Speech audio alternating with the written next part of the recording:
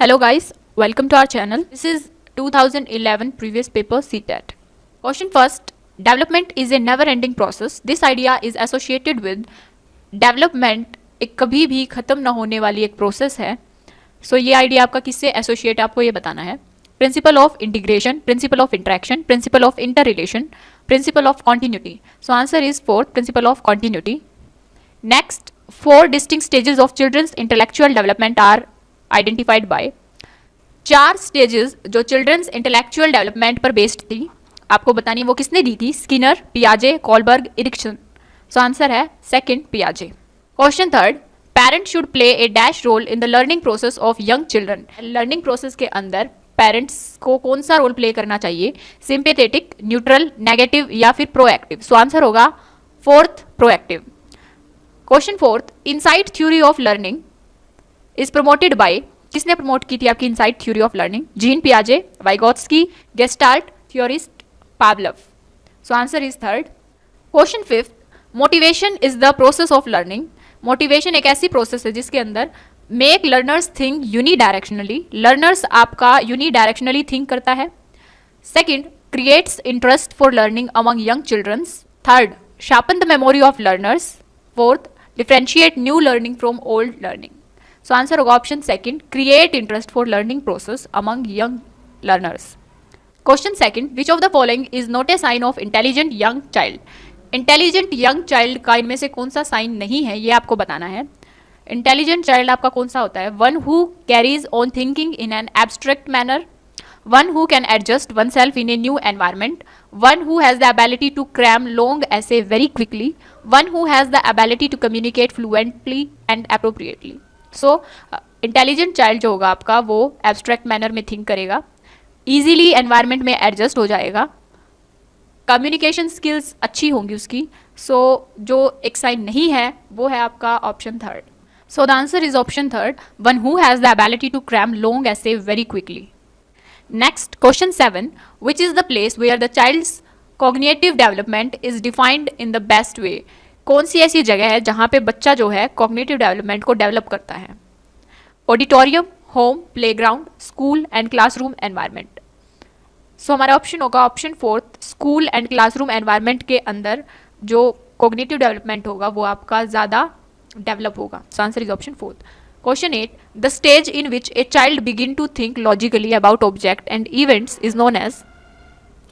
वो स्टेज जिसमें एक बच्चा शुरू करता है सोचना लॉजिकली ऑब्जेक्ट्स और इवेंट्स के बारे में, उस स्टेज को हम क्या कहते हैं? Pre operational stage, concurrent operational stage, sensory motor stage, formal operational stage. So answer is option second, concurrent operational stage. Question number 9, which of the following is not related to socio psychological needs of child. Socio psychological needs जो होती हैं बच्चे की, आपको इन options में से बताने की कौन सा ऑप्शन ऐसा है जो सोशियो साइकोलॉजिकल नीड्स से रिलेट नहीं करता. Regular elimination of waste product from the body, need for company, need for appreciation for और social approval, need for emotional security. So answer is first, regular elimination of waste product from the body. So answer is option first. Question 10, which of the following will foster creativity among learners. इनमें से कौन सा ऐसा option है जो creativity को बढ़ाता है लर्नर्स के अंदर? Emphasizing achievement goal from the beginning of school life, coaching student for good marks in examination, teaching the student the practical value of good education, providing opportunity to question and to nurture the innate talent of every learner. So answer is option fourth. Creativity को बढ़ाने के लिए learners को provide करानी चाहिए opportunity. Next question is 11th, mind mapping refer to. Mind mapping क्या होता है? Drawing the picture of a mind. Second, researching the function of mind, a technique to enhance comprehension, a plan of action for an adventure. So answer is option second, researching the functioning of mind. Mind mapping एक ऐसी technique होती है जिसके अंदर आप किसी भी topic को, आपने कोई टॉपिक ले लिया, उसके टाइप्स, राइट, और फिर उसके एग्जाम्पल्स, उन टाइप्स के एग्जाम्पल्स. सो क्रिएटिविटी के थ्रू पढ़ना, ये इस टाइप से ना आपका एक माइंड मैप बन जाता है, इसी को माइंड मैपिंग कहते हैं, राइट. सो इसका आंसर होगा researching the functioning of the mind. Question 12, Question 12. A young child responds to a new situation. on the basis of the response made by him in a similar situation as in the past. This is related to law of attitude of learning process, law of readiness of learning, law of analogy of learning, law of effect of learning. So एक young child है, वो एक new situation पर response करता है, लेकिन पहले से ही पास्ट में उसी सिचुएशन पर उसने जो रिस्पॉन्स किया था, सो किससे रिलेट करेगा आपका? So answer is law of effect of learning. Next question 13. The best way specially at primary level पर to address the learning difficulty of student is to use easy and interesting textbook, storytelling method, a variety of teaching method suited to the disability, expensive and glossy support material. इसने कहा है कि primary level पर कौन सा सबसे अच्छा method होगा स्टूडेंट्स को टीच करने के लिए. सो सबसे अच्छा मेथड होगा आपका a variety of teaching method, अलग अलग टीचिंग मेथड आप यूज करें according to the situation. So answer is option third. Question 14. Education of an children with special needs should be provided. Special childrens जो होते हैं तो उनको एजुकेशन प्रोवाइड कराई जानी चाहिए in special schools by special teacher in special schools along with other normal children by method developed for special children in special school. So हमारा answer होगा option third, along with the normal children. Question 15. Dyslexia is associated with reading disorder, behavioral disorder, mental disorder, mathematical disorder. जैसे W है तो उसको M दिखाई देगा, right. C ऐसे है तो उसको ऐसे दिखाई देगा, राइट. तो इस तरीके से उसको उल्टे अक्षर दिखाई देते हैं, यानी कि उसकी रीडिंग डिसऑर्डर है उसको. सो आंसर होगा डिसलेक्सिया जो है एक रीडिंग डिसऑर्डर है. आंसर होगा option first. This is question 16.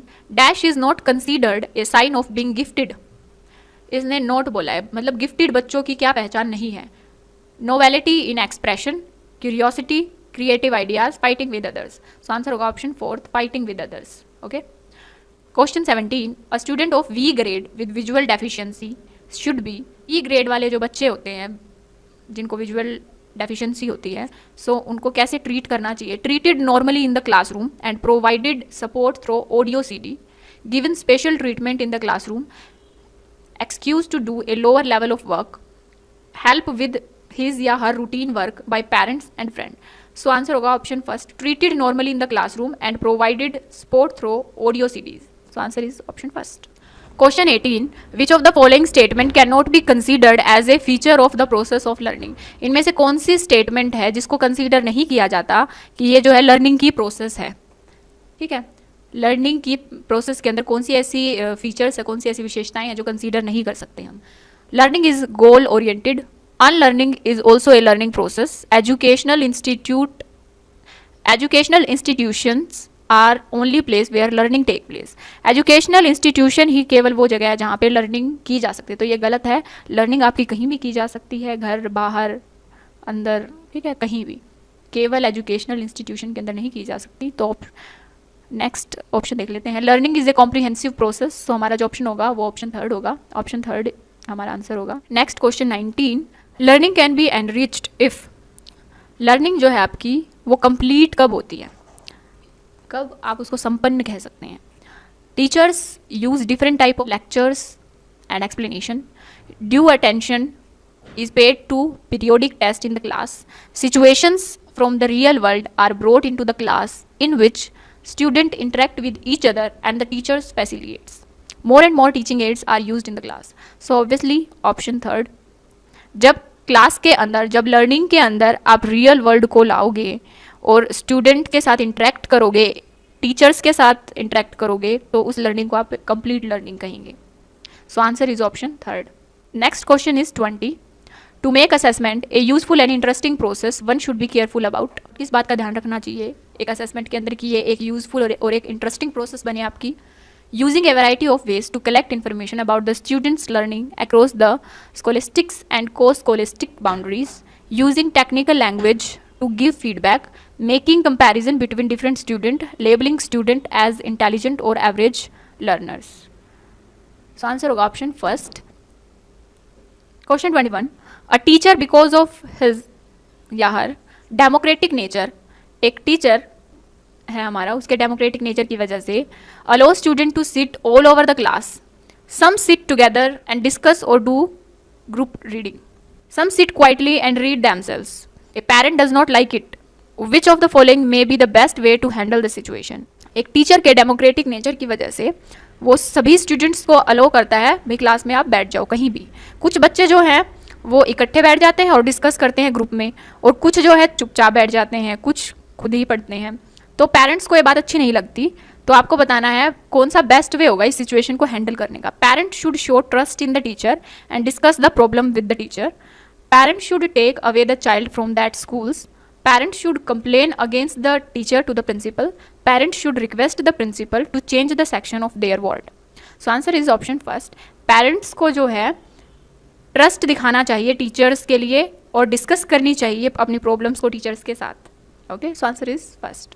Question 22, which of the following should be consider the most important quality of a teacher at primary level. इनमें से कौन सी जो है प्राइमरी लेवल पर टीचर की के अंदर कौन सी मोस्ट इंपॉर्टेंट क्वालिटी होनी चाहिए। Competence in method of teaching and knowledge of subject, competence to teach in highly standardized language, eagerness to teach, उत्सुकता टीच करने में, patience and perseverance, perseverance means बहुत ज़्यादा हार्ड वर्किंग जो हो। एक टीचर को जो है आपका पेशेंस और perseverance होना चाहिए। So answer is option 4। Next question 23, dash is consider a sign of motivated teaching. Motivated teaching का कौन सा साइन है इनमें से। Questioning by students, pin drop silence in the class, maximum attendance in the class, remedial work given by the teacher. So answer is questioning by the students. Pin drop silence, it's not the motivated teaching.